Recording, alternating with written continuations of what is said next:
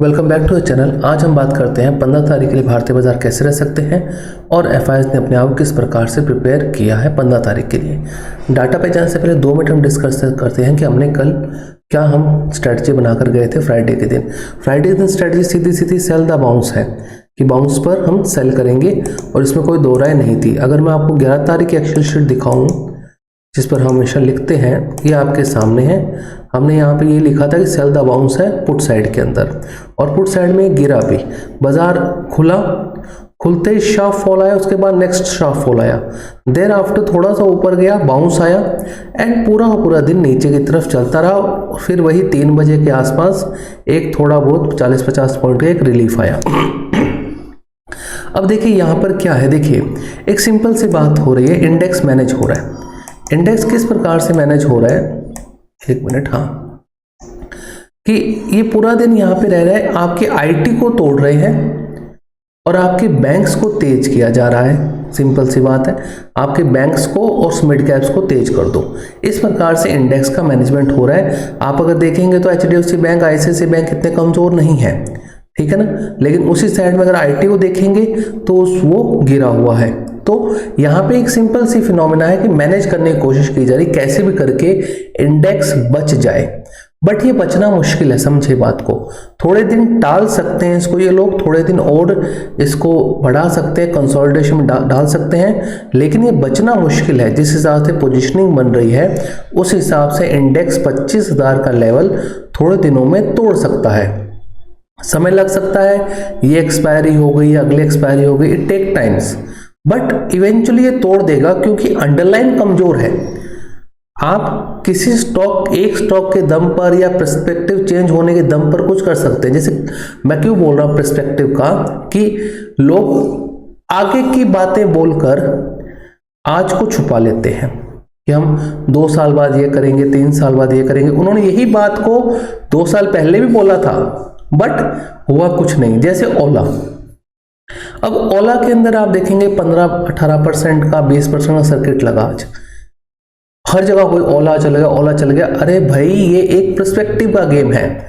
Commentary अच्छी दे दो, number खराब दे दो, नंबर कितने खराब दे दो, बट कमेंट्री आप अच्छी दे दीजिए कि हम 2026-27 तक ये कर देंगे, 28 तक ये कर देंगे, हम ऐसा कर देंगे, वैसा कर देंगे, उससे ऑप्टिज्म आता है। और आप देखिए ना, 150 रुपए का स्टॉक 40-45 रुपए का हो गया, बचा ही क्या है उसके अंदर। अगर 1/3 of the wealth is destroyed by a company तो उसमें बचा ही क्या है। अगर आपको दिखाऊं ओला, तो what is left in Ola, if a company destroyed one, देखिए मंथली चार्ट, अगर किसी कंपनी का भाव 150 रुपया था, 157 रुपया था, वो 40 रुपये आ जाती है और लिस्टिंग वाले महीने के बाद किसी महीने में प्लस नहीं रहती, तो उसमें बचा ही क्या है भाई। एंड ऑफ द डे क्या होगा सभी को पता है। अगर भावेश अग्रवाल का ईगो साइड में रखकर काम नहीं करेगा, देखिए कंपनियों में रिवाइव होता है if a promoter is willing to revive the company. अगर प्रमोटर है रिवाइव करने के लिए तो रिवाइव होती है। जोमेटो रिवाइव हुई है, ठीक है ना, डिलीवरी बंसल ने रिवाइव की है, लेकिन भावेश अग्रवाल में समस्या क्या है, ये इगोस्टिक इंसान है।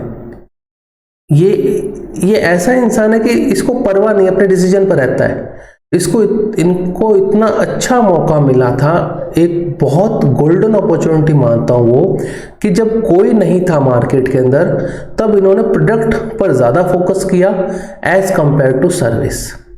और इतने ही टाइम में दूसरे प्लेयर्स ने, हीरो, टीवीएस ने अपने इलेक्ट्रिक मॉडल उतार दिए। अब उनके लिए फायदा क्या है, उनके पास सेल्स भी है, उनके पास सर्विस भी है। भावेश अग्रवाल कर सकते थे, समय था इनके पास, 1.5-2 साल का समय था, बट ये अपने धुन में रहे, डिलीवरी पर रहे, गाड़ियां बेचते रहो। इन्होंने सॉरी, ये नहीं देखा कि गाड़ियां जब वापस आएंगी तब क्या होगा।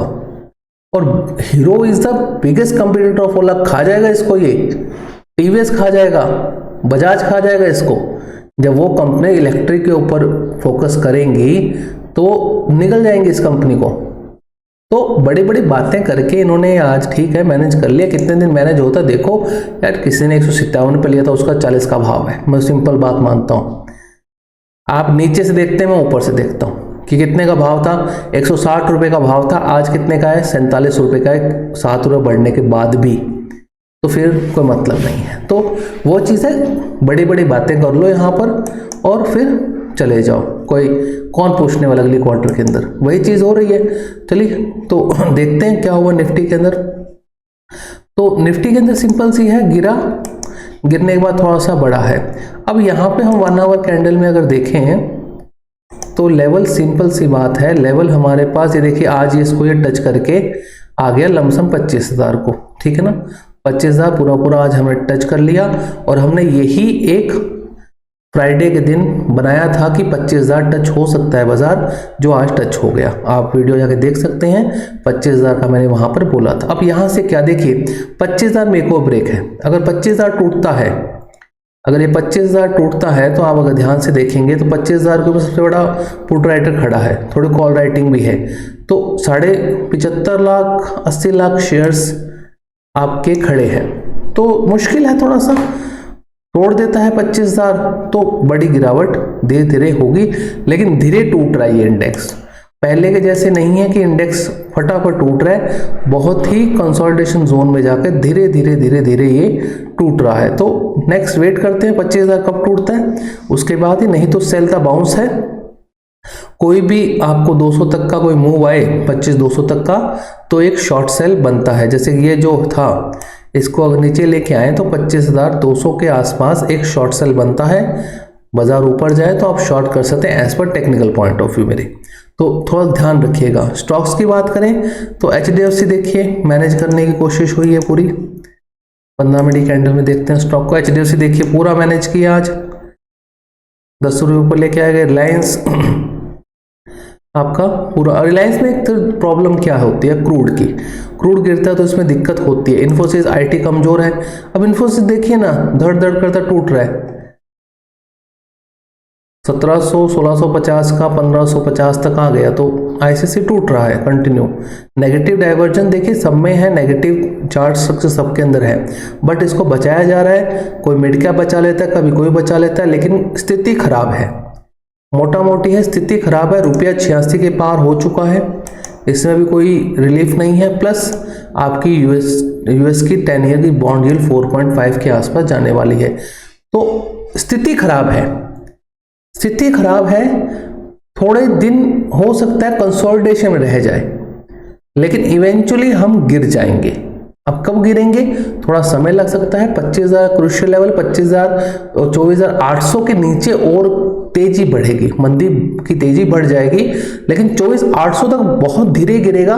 किसी को लगने नहीं देगा कि बाजार टूट जाएगा का, जैसे कि 25,600 से अभी 25,000 आया है, किसी को उम्मीद नहीं थी, लेकिन ये आ गया। किसी को इतना फील नहीं हो रहा कि मंदी हो गई, थोड़ा बाजार गिर गया, घट गया, नहीं। ऐसे ही 24,800 गिरने के बाद ही एक्सेलरेशन होगा, उससे पहले नहीं होगा। अगर मैं आपको दिखाऊं डेली चार्ट के अंदर, पहले भी ये काफी बार 24,800 से ही इसका एक्सेलरेशन हुआ है। कहीं से भी आप पकड़ें 24,800 से इसका एक्सेलरेशन काफी तेज होता है। दिसंबर के अंदर भी 24,800 से इसका एक्सेलरेशन तेज हुआ था। हर जगह एक्सेलरेशन 24,800 तेज होता है। तो अभी ये थोड़ा गिर रहा है, हो सकता है सपोर्ट मिले थोड़ा सा। विक्स भी अभी 12 के आसपास, तो कोई खास तेजी नहीं है विक्स के अंदर, तो क्योंकि विक्स भी अगर आप देखें तो बहुत ही लो लेवल पर आ चुका है, ज्यादा किसी को कोई उम्मीद है नहीं है बाजार में मूवमेंट की। तो थोड़ा सा कॉशियस आपको रहने की उम्मीद रखिए, थोड़ा सा, बस इतना ही बात है। डाटा पे चलते हैं, डाटा देख लेते हैं। सबसे पहले कैश का डाटा, कैश नेगेटिव है। आपका DIs ने बाय किया है, FIs ने सेल किया, तो मोटा मोटी FIs कैश में सेलिंग कर ही रहे हैं, DIs इसको कंपनसेट करने की कोशिश कर रहे हैं, तो मोटा मोटी ये नेगेटिव है। उसके बाद futures long, index futures 241 contract कम हुए हैं और 17,000 कॉन्ट्रैक्ट और शॉर्ट ऐड हुए हैं। 1,03,000 से बढ़कर कितने हो गए, 1,21,000। मतलब कि आप समझिए बात को कि हमने 35,000 पर एक्सपायरी को स्टार्ट किया था, इस मंथ की वीकली, इस मंथ को स्टार्ट किया था।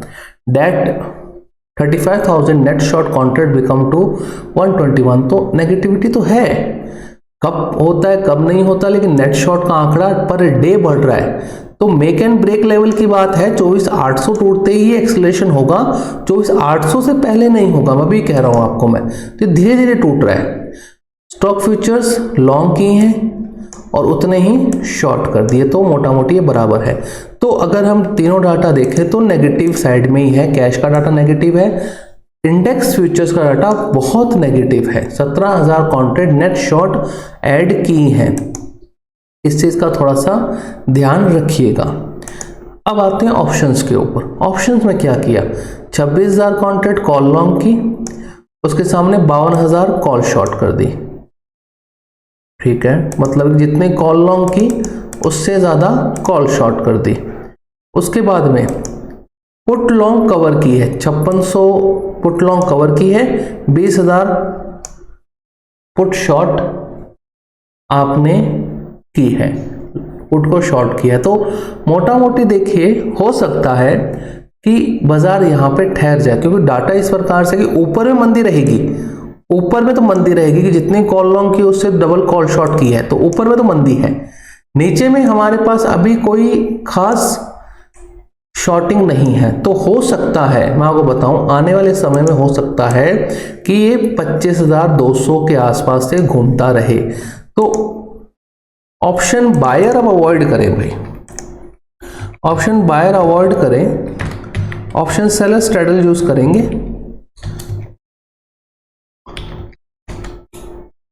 स्ट्रैडल, ठीक है ना, स्ट्रैडल यूज करेंगे। अपसाइड डाउन के अंदर स्टॉप लॉस ब्रेक इवन का रखेंगे, स्टॉप ब्रेक इवन, ठीक है, स्ट्रैडल रखेंगे। आप कोई भी स्ट्रैडल 25,100 का या 25,100 25,000 कैसे करके स्ट्रैडल बेच सकते हैं।